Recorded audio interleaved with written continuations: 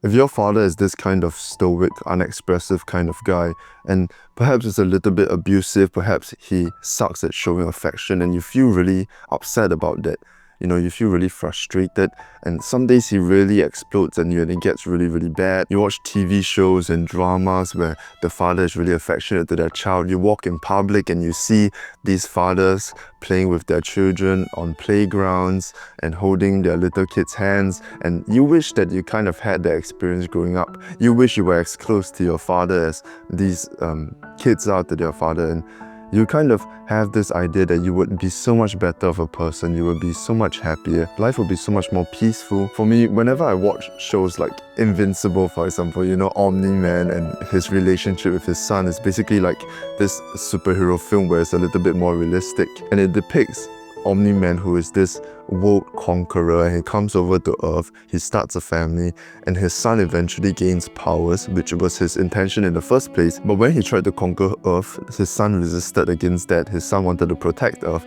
and he ended up beating the shit out of his son. But then what stopped him from killing his son was like flashbacks of his son growing up and his family. And then eventually he decided to spare his son and leave Earth. And when I watch like these father and son dynamics, I get really, really sad because, my dad didn't grow up being the most affectionate in the world. He was really focused on his work. So when he came home, he lacked the emotional capacity to really be there for me emotionally. He was always emotionally distant. If I did anything wrong, he would just completely silent treatment me for few days on end, sometimes even a week straight. He would kick me out of the house. When he comes home, he doesn't look at me, and when I show him love, he doesn't respond sometimes. And I always wished he was more kind of bubbly. I wished he picked me up and throw me around more, kind of things like that.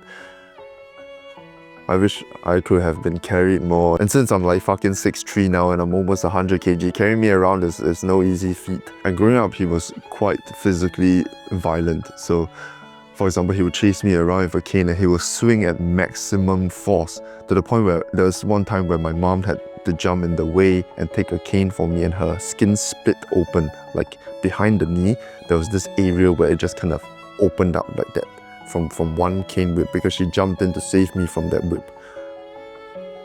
And many other things like that, many things I can't really talk about on camera, I'm not really comfortable sharing. But growing up, I cried many, many times thinking about, if only I had a more affectionate father, how cool would that be? How beautiful would that be? And I love my father, that's the problem.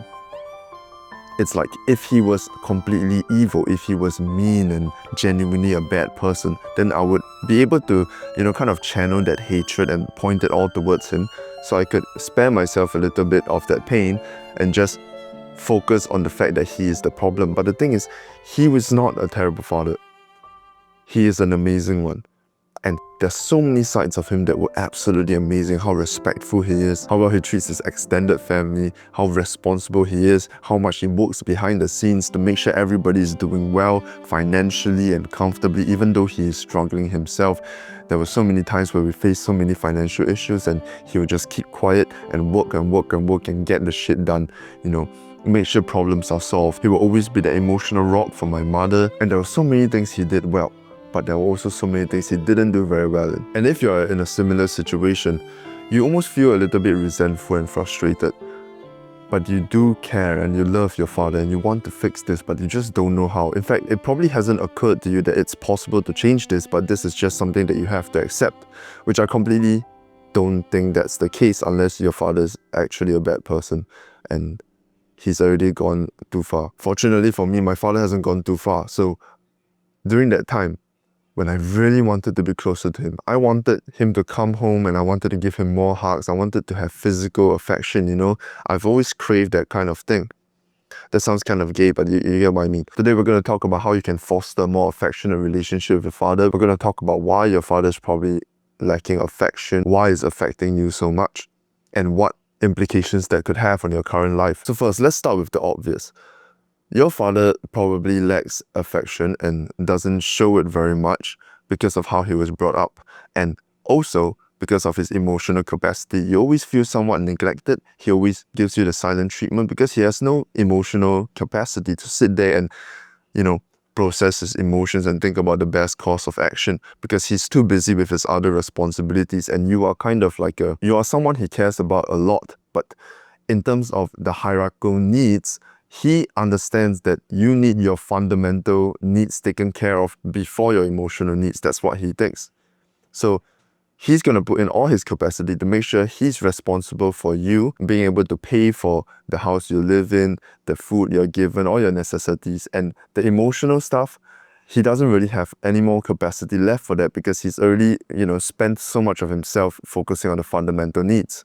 But these fundamental needs are really difficult for you to see value in, especially when you're already kind of given them automatically. And they don't have a lot of substance to them. Even though they are incredibly important, they don't feel very substance filled, right? As much as emotional affection, because that is more, I want to say tangible, but not really. Like, it is more obvious and it is more face front value, these kinds of emotional affection, than taking care of your fundamental needs behind the scenes without you knowing. So because his emotional capacity is so spent, in his head, it is far more important to just focus on the fundamental needs and everything else, just relax on it and don't think about it. And he couldn't be bothered with it because he really doesn't even have emotional capacity for himself. And because of that, because of all that pressure, he becomes a very stoic, unexpressive kind of guy because that's how he's learned to deal with emotions. He maybe opened up many times in his life and realized that that doesn't change shit, and in fact, it made it harder for him. As a guy, we understand how much that could reflect in our own lives, right? How many times have you opened up about something and regretted it? How many times were you expressive and regretted it? Showing love is something that requires a lot of risk, showing a lot of vulnerability, and it's almost like you can only do it with people you really, really, really trust. And why would he think that it is okay for him to be more expressive around his child if he thinks that he doesn't have any, valuable expression to share? Why would he put that onto you, right? So because he knows in his life, it has shown that him being more expressive really doesn't benefit anyone, really doesn't change anything. He has decided to just be this stoic, unexpressive guy, make sure everything is taken care of one step at a time by himself. Now, because he has more emotional neglect towards you, you can develop some attachment style issues, maybe something like ambivalent attachment where you're a little bit more anxious because of inconsistent parenting. Maybe sometimes he has the emotional capacity. You see the good in him, he's affectionate sometimes, and sometimes he's the complete opposite. Sometimes he gives you complete silent treatment. Sometimes you don't even know if you did something wrong and you have to kind of sit there in anxiety like, oh, why is he suddenly less vocal? Is it my fault? And you're in constant state of anxiety. Or you become a little bit more avoidant and you start to neglect your family as well. You start to close your doors more often, you lock your doors, you stay in your room more often, you don't go out and eat with your parents. Fuck, I dropped that shit. Or maybe you deliberately stay outside later. You fuck your curfew on purpose. You are very emotionally withdrawn, very distant from your parents. And because of that, you feel very alienated and you almost feel like expression is your enemy. And the more expressive you are, the more danger you are under. So you feel kind of alienated and you're afraid that, being yourself, being someone who is more willingly expressive would hurt you and will be disadvantageous for you in some way. And all these different impacts you can have on you will affect your relationships. So if you're someone who wants to build better relationships, more genuine relationships, you have to make sure that you're working on these. But that's a whole separate video. These attachment styles and these relationships issues stemming from our past and how we were brought up, they are important to change, so we must really look into them. Now I'm going to talk about how I actually got my stoic, unexpressive, and zero affection dad to start saying I love you, start giving me hugs, start being more present around us, and enjoy our time together and become someone that I more holistically look up to than ever, and someone that I'm so grateful for. It all started back before army. So in Singapore, we'll be enlisted into national service for 2 years, right? And during this time, I just started self-improvement. I started working on myself, my emotional capacity and things like that, because I wanted better things for myself. I wanted a better life. And one of the biggest things that made me really sad was my relationship with my father. I didn't know how to communicate with him. I didn't know how to set my boundaries. I hated that a small part of me hated him, even though he did so much for us. And I hate that he was almost alienated from the family because he is not very expressive and not very affectionate. So after many journal entries about how emotionally distant my father was, it eventually clicked in my head that, what kind of man I am to complain about this privately without trying to change anything, without taking it into my own hands. This whole time, I've assumed that it is kind of the elderly's responsibility to take care of relationships, right? So the logic really clicked to me. If he's taking care of all my fundamental needs, in my position, since I am more privileged and I have less responsibilities, shouldn't I try to take up the responsibility to improve our relationship? Because I have the liberty to do that, I have the time to do that, and I have the emotional capacity to try that. So what I did was I wrote a gratitude letter. I decided that, if I'm not going to get any affection, why don't I try to give affection first? So I decided to forego all the bad things, forget all about it, sit down with a piece of paper, and I wrote a gratitude letter. I thanked him for how much he did, how much he inspired me, in what ways specifically, and I was honest about it. And when I finished the letter, I had to go to tuition, and he offered to drive me there. So in the car, I pulled out the letter and I read it to him on the way to tuition. I was about 18 years old at the time, and I just read it to him out loud. Throughout the letter, he just kept saying, like he was, listening, like showing me he was listening. And that's all he said. I didn't really care about how he reacted to it. I cared about how I felt about showing the affection. It was a start, and I felt good about it. I felt like I was heard. And because I chose to invest my effort into showing appreciation, in my own head, it feels like there was a better connection there. So I was satisfied with that. I was happy. And I felt amazing about it. And he smiled as well. So it was fucking amazing. When we fast forward into when army starts, when I was enlisted into national service, and this period called BMT is like the first 2 months where you're inside, and eventually you have to go for an outfield within the first 3 weeks or something like that, where it lasts about 5 days straight. And you won't see your parents for 2 weeks straight. You won't be able to go home for 2 weeks straight. But during this outfield where you had to stay in the forest and kind of sleep outside with no shower, you had to shit in the grass and things like that, they had a segment where they showed you the letters your parents have prepared for you for that outfield. It was on the last day where, we were about to go home and things just started getting tough. Things were very uncomfortable. And then they sit you down in lines and they pass down the letters to you. And when I opened my letter, I saw 3 different letters. I saw one letter from my sister, which had the big N word on it. I saw a letter from my mother. And finally, I saw one from my dad. And it was the longest there is. It was the longest letter there, even though he was the least expressive. And in this letter, he started off with quoting passages from letters I wrote to him when I was fucking 9 years old. 13 years old, when I was incredibly young, like maybe 6 years old. And he put it all together.